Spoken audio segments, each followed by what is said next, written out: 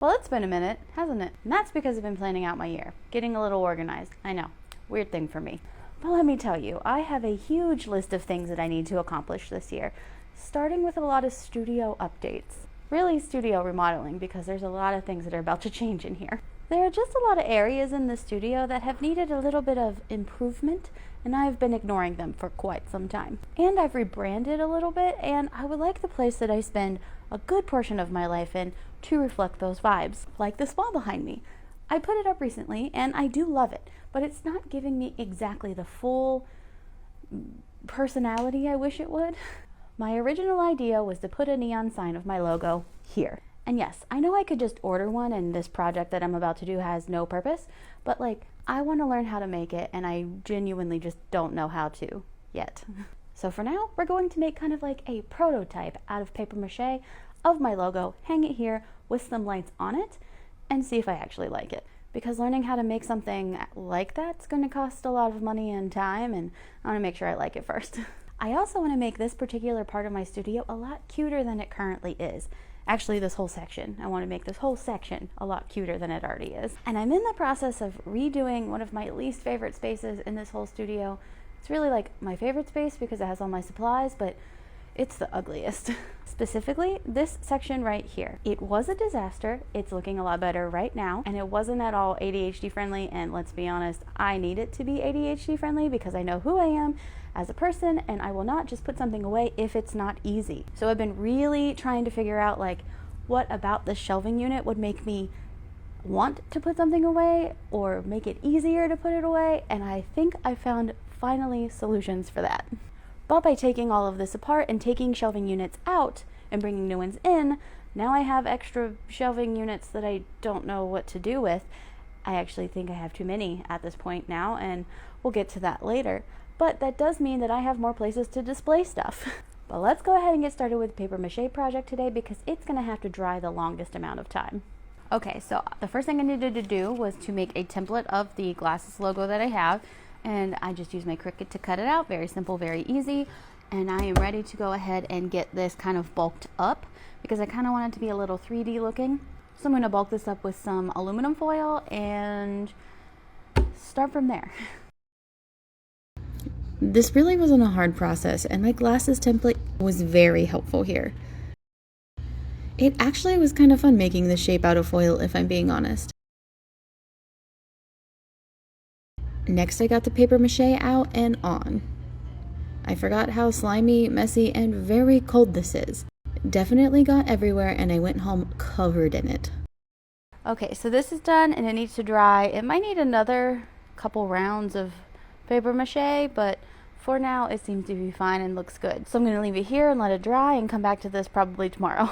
Alright, so I am walking around the studio just trying to like grab things that I think are going to work really well for the corner in my studio over here. So I'm just going to pile them all onto the table and try my best to put them in nice places as soon as I figure out what could work over there.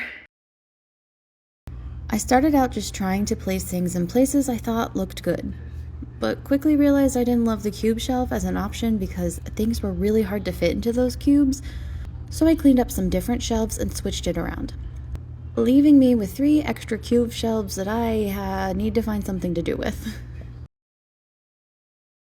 I officially have way too many shelves, and I have one more of these cube shelves. I don't know what to do with it, so I'm just stacking them and hoping for the best. I'm gonna leave it here until I decide if I like it. Time for an update. So this is technically finished. Like if I wanted to, I could call it done. I am just not loving how bumpy it looks. I want it to be smooth, and I understand that like I think if I just keep going with wrapping it with paper continuously that would do that, but I don't want to.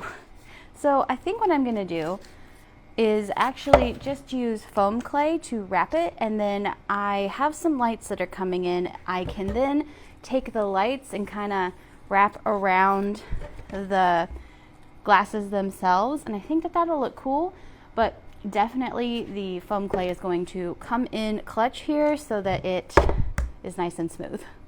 I'm loving the shape though, and I think I did a really good job at using the template or the the cutout glasses I did to make these, and I just kind of really enjoy this. I'm glad that I decided to do this project. So I'm going to get this covered in foam and hang this up, and hopefully the lights get here soon so I can add those so it kind of has a neon vibe.